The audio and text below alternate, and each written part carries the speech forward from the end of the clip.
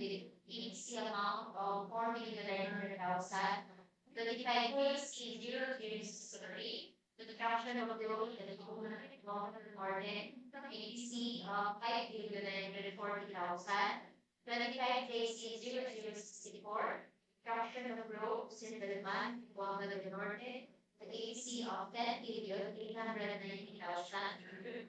25,006, construction of concrete road, Manukan, Zamboanga, Norte, with an APT of 7,900,000. 25JC0081, completion of multi-purpose building covered for Barangay Polayo, Siayan, Zamboanga, Norte, with an APT of 2,900,000. 25JC0085, completion of multi-purpose building covered for Sitio, Tabon, Barangay Manukan, Zamboanga, Norte, APT of 2,970,000.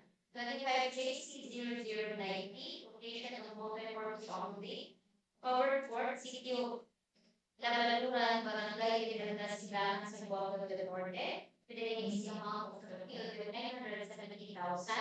25JC0093, completion of multi-purpose building covered for Upper Binuangan, Barangay Binuangan, Sindangan, Zamboanga, Norte, with an APC amount of 2,970,000.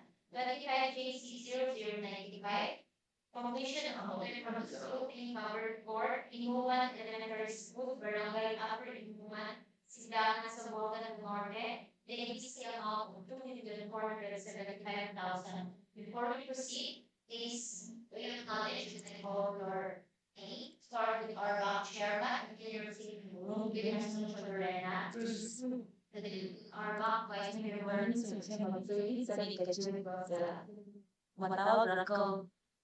Agad na naman matawag sa Carlo. Dito sa Lorena.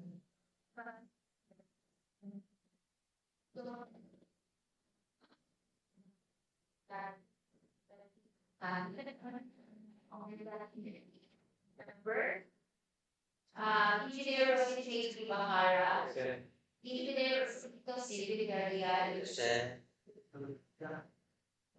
and the back secretariat, meet Michelle Bertola.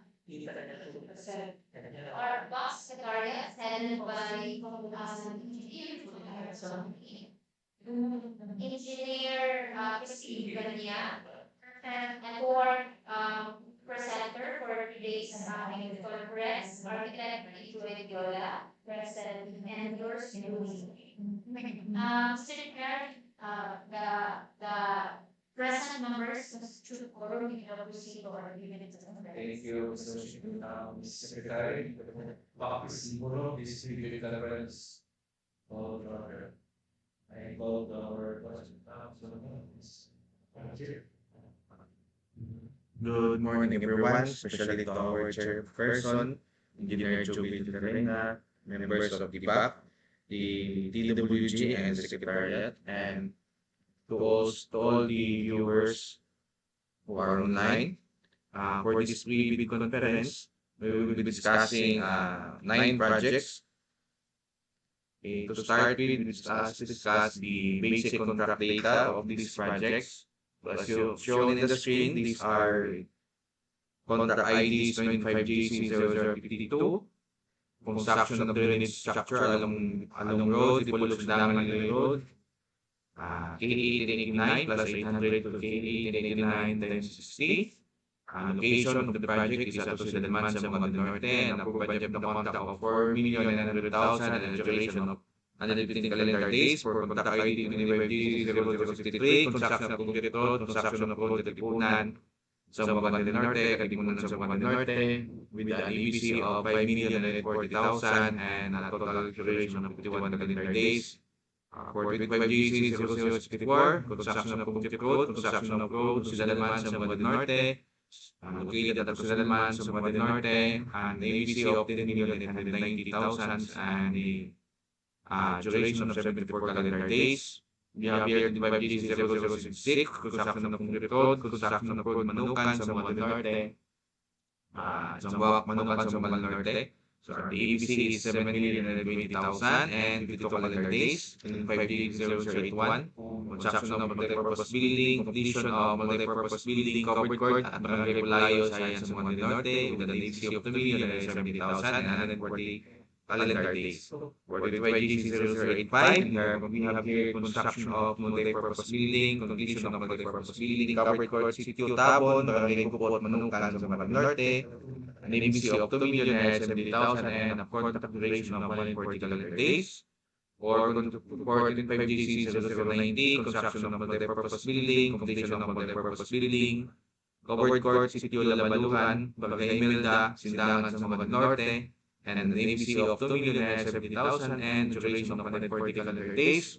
For 5GC0093, construction of multipurpose building, completion of multipurpose building, covered court, Upper Binuangan, Barangay Binuangan, Sindangan, Zamboanga Norte, and an ABC of 2,070,000 and duration of 140 calendar days. And lastly, we have here the 5GC0095, construction of multipurpose building, completion of multipurpose building, covered court, Inuman Elementary School, Barangay Upper Inuman, Sindangan, Zamboanga Norte, and an ABC of 2,175,000 and contract duration of 120 calendar days.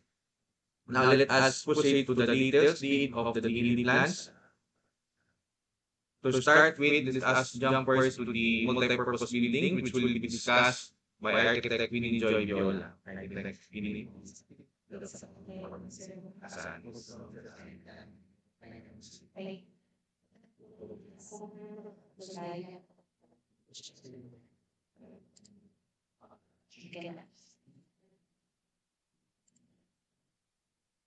So good morning, everyone. For these are the plans for the construction completion of multi-purpose building covered for 25JC0081 completion of multi-purpose building covered court Barangay Polayo, Siayan, Zamboanga del Norte. This is a 5-bay covered court with 16 meters by 20 meters dimension. This construction is without slab flooring, steel fascia board, flashing, gutter, cement plaster, painting works in masonry and concrete, and stage. For 25JC0085, still the same plan for completion of multi-purpose building covered court at Sitio, Tabon, Barangay Gupot, Manukan, Zamboanga del Norte. Still 5 bays with 16 by 28 meters dimension covered court and it without slab flooring, steel fascia board, flashing, gutter, and stage. For 25JC0090, same plan for the completion of multi-purpose building covered court at Sitio, Labaloran, Barangay Imelda, Sindangan, Zamboanga del Norte. Still 5 bays with 16 by 28 dimension without slab flooring, steel fascia board, flashing, gutter, painting works for masonry or concrete, and stage. For 25JC0093, completion of multi-purpose building covered court at Upper Binuangan, Barangay Binuangan, Zamboanga del Norte, Sindangan, Zamboanga del Norte.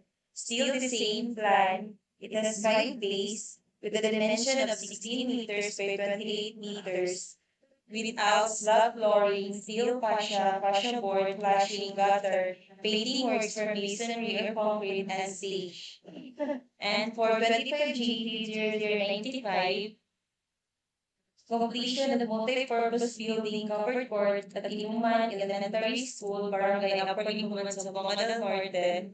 For this project, it has 4 bays with a dimension of 16 by 24.4 meters, and it is without slab flooring, steel fascia board, flashing, gutter, cement plaster, painting works for masonry, and stage. So that's all for the multi-purpose building covered court. Okay. For the other projects, we have 25GC0052. So this is a construction of drainage canal from kilometer 1892 010.90 to 1892 211. So this is the exact location of the project. Actually, it is located at in front of the Tabon Elementary School to address the issue with regards to the flooding of that area. So this is the typical section of our project. So we have here a shoulder, which is or bike lane, which is 2.44 meters in width, and it is a Portland cement concrete pavement of 0.23 meter thick. So it is under item 3111C1. And aside from that, we also need to construct the curb and gutter. Now this time, this is a precast, this is not cast in place. And then lastly, the drainage canal itself, which this is covered to make the top of the canal function also as a sidewalk. So this is the detail for the canal. So we will be using CHB material, no? So this is 150 mm CHB. Okay, and then there is also a 25 mm cement plaster finish. There is also certain part wherein we need to reinforce the catch basin. Okay, so this is the detail for the reinforced concrete catch basin. So aside from that, there is also a box culvert, no, at the driveway. So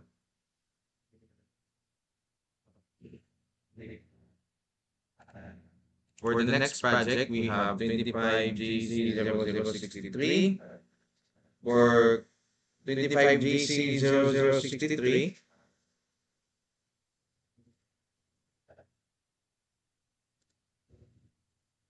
actually, it is composed of two segments, no?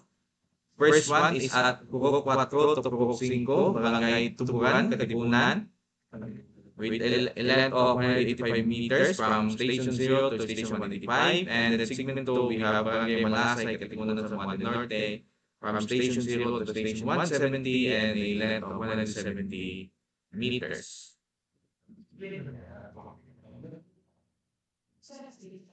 For this particular project, the typical road section is as follows, no? The width of the lane is, or the carriageway is 2.5 meters, and the PCP is 200 mm in thickness. We also have a shoulder of 600 mm and a thickness of item 301, which is the gravel surface course, is 150 mm. Same goes also with 25GC0064. But this time, same lang sila og cross-section, but this time it is now composed of 4 segments. So first one is at Purok 1 to Purok 3, Barangay Lumaping. And then we also have the second segment at Barangay Madalag. Third segment, Sitio Jimilina, so Sitio Diungan, Barangay Siparok. And then the fourth segment is at Purok 2 to Purok 6, Barangay Tabon, o Dalman sa mga barangay. So the same cross-section. So 2.5 for the carriageway, and 0.6 for the shoulder, 150 mm of thickness for the gravel surface course, and for the PCP it's 200 mm, and then the aggregate subbase course is 200 mm.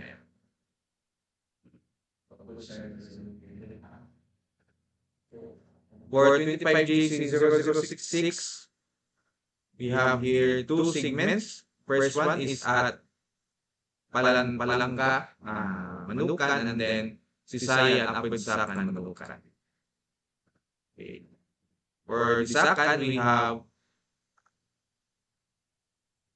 a station limit of from station 2 plus 00 to station 2 plus 220, and then the width or the length is 220 kilometers or 220 meters. For Barangay Siayan, segment 2, from station 2 plus 200 to station 2 plus 520, so a total length of 320 meters. Okay? So, same in cross-section, but this time, the only difference is that the width of the shoulder is 1.5 meters. Thickness of the gravel surface course is again the same, 150 mm, PCCP is 200 mm, and then item 201 is 200 mm. Okay, so those are the basic contact data for these 9 projects. Okay, so let's proceed to the eligibility requirements. So again, the prospective bidders or those who wish to participate in this bidding process are encouraged to apply or to enroll in the DPWH Civil Works application. They may do so by inquiring at the DPWH Procurement Service at the Central Office, 5th floor from DPWH Building, Bonifacio Airport area, Manila. Okay.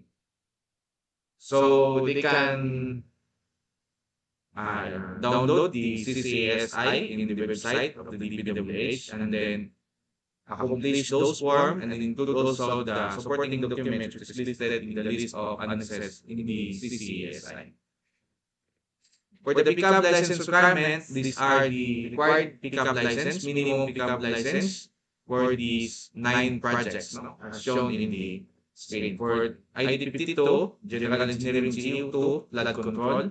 For ID53, Script 155, General Engineering GU1 Road. And for ID81, 85, 90, 93, and 95, General Building GU1 Building. And all of these contracts have a size range minimum of small b. Now, for the technical component envelopes, for the contractor's bid, these are the documents to be submitted. The first one is the valid and updated project registration certificate.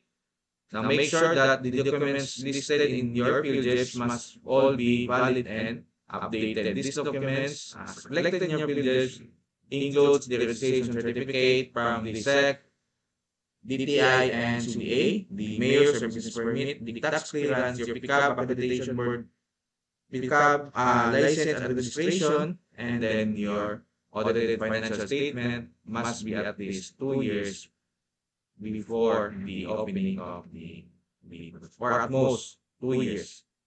Within 2 years of the opening of the. Okay. Another document to be submitted by the bidder is your statement of all your ongoing government and private contracts, including contracts awarded but not yet started. You may use annexo of CCASI together with the following supporting documents as shown on the screen. Okay. Next document is statement of bidder singular completed contract using form Annex N of the CCASI, and then submit also the following supporting documents. Okay. Now, in order for the contractor to be eligible to bid, make sure that your SLCC must be at least equal to 50% of the ABC of the project that you wish to participate in the bidding process. Okay. And I'd like also to inform the prospective bidders that document number 2 and number 3, which are the statement of your ongoing government private contracts and then your LCC, you may not submit these documents during opening, but make sure that your profile in your CWA are updated and valid. Okay, because we will be using that application in processing your eligibility. If not, if you wish to update, you can do so even before the opening of the bid or during the opening of the bid. Just submit these documents.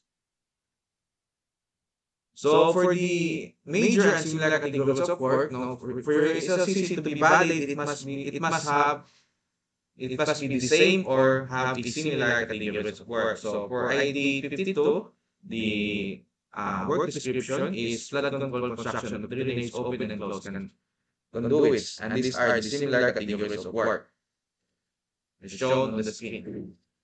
And then for ID 63, 64, and 66, this falls under the roads construction PCCP, and these are the similar categories of work: RRP, roads rehabilitation PCCP, and RCTP, road construction tunnel PCCP.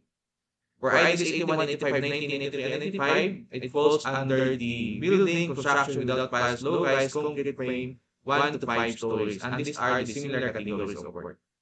Okay? Make sure that your SLCC belongs to this category, major and similar categories of work. Okay, another document to be submitted by the bidder is their special pickup license. This is only in cases of joint ventures. And then the fifth document to be submitted is the original copy of the bid security. We have different forms of bid security as shown on the screen. And this is the prescribed forms also for that particular form of bid security. The validity for all forms is 120 calendar days, and then these are the minimum amounts to be stated in your bid security. The most common is notarized bid security declaration. There is no amount mentioned, but make sure it is notarized. For project requirements, these are the documents to be submitted by the bidder. The first one is the organizational chart using form number 13. And make sure that you indicate in your chart the names of the key personnel as required in bid detection sheet clause 10.4, which will be discussed later on. Another is the list of contractors key personnel using form number 14, together with the following supporting documents as shown in the screen. So what are the contractors key minimum key personnel? So for contract IDs 52, 63, 64, and 66, these are the key personnel required for these projects. We have here one project manager with a minimum similar experience of 3 years and a total experience of 5 years, one project engineer with a minimum years of similar experience of 3 years and minimum years of total experience of 5 years. For materials engineer, we just need a DPWH accredited materials engineer 1. For geometric control, 3 years of similar experience and 5 years of total experience. For safety officer, must be an accredited safety officer. For first aider, we have duly accredited first aider and one foreman with a minimum years of similar experience of 3 years and minimum years of total experience of 5 years. Okay. However, for contract IDs 25 DC0081, 85, 90, 93, 95, all key persons are similar aside from project engineer. So this time, the project engineer as required in DEO 148-0-2024, it must be at least a DPWH provisional project engineer. Okay? Make sure to submit the accreditation, certificate of accreditation for that particular project engineer. So these are the minimum or the limits of assignment for provisional project engineer and for materials engineer 1. Materials engineer. So make sure that your pledged personnel for project engineer and materials engineer does not goes beyond to their limits of assignment. Another document under project requirements, the list of contractors, major construction and material testing equipment. You will be using form number 15 for this particular document. And then also, kindly submit also these following supporting documents as shown on the screen. Okay? For the required minimum major construction equipment, just refer to the uploaded bidding documents, and for the material testing equipment, kindly refer to DO number 11 series of 2017. Okay? So for that particular department order specifies the minimum required material testing equipment for a particular contractor, which depends on their pickup license. Okay? And unlike the major construction equipment, the minimum testing equipment is a per contractor basis, meaning they can pledge those equipment to multiple contracts. And then we have the last one for technical documents, class A, for the technical and component envelope is the omnibus form statement. You'll be using form number 16. Now, the latest OSS is composed of now of 10 statements. Additional documents will be submitted by the bidder if they are a corporation, partnership, or cooperative, is a original authorized secretary certificate for joint venture or joint special power of attorney of all members of the joint venture, giving full power and authority to its officer to sign the OS and do acts to represent the bidder. And then for financial documents, class A, the net financial contracting capacity of the contractor. So for your NFCC, the computation is as follows: current assets minus current liabilities times 15. The current assets and current liabilities will be the values as reflected in your PhilJIPS registration certificate. Then minus the value of all outstanding and incomplete portions of the projects under ongoing contracts, including award contracts yet to be started coinciding with the contract agreement. The value for this uh, amount shall be equal to the uh, total of the projects, no, which are ongoing contracts. In order for the contractor to be eligible to bid, the contractor must have an NFCC of at least equal to the ABC. And then class B, joint venture agreement, no? Or duly signed joint venture agreement. This will only be submitted if the contractor is in a joint venture. Now, for the financial component envelope, these are the documents to be submitted by the bidder. The first one is the financial bid form using form number 9. Make sure that each and every page is signed. Okay? Another document is the bill of quantities using form number 17 and 18. Same with the bid form, it must be signed each and every page of those documents. Failure to sign even a single page means that your bid will be rejected. And then for the detailed estimates, there is no particular form, but make sure that in your computation, you already included the cost of all taxes. No? This may include, but not limited to, the value-added tax, income tax, local taxes, and other fiscal duties.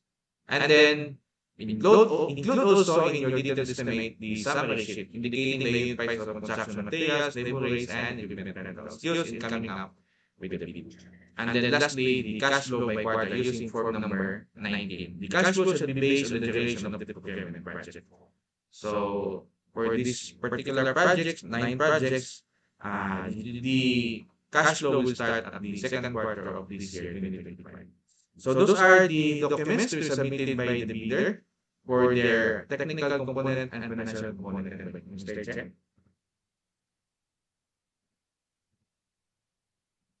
Any question? None? I call our secretary to the escape from this meeting. Thank you, Mr. Chair. This projects, the clinical needs for this project will be on April 30, 2025 at Zamboanga, together with Zamboanga, and the Second Street Engineering Office, Bank Office, Bank Office. That's all. Thank you. Any motion for order? Mr. Chair, I move to push this meeting. And here is, this, thank you.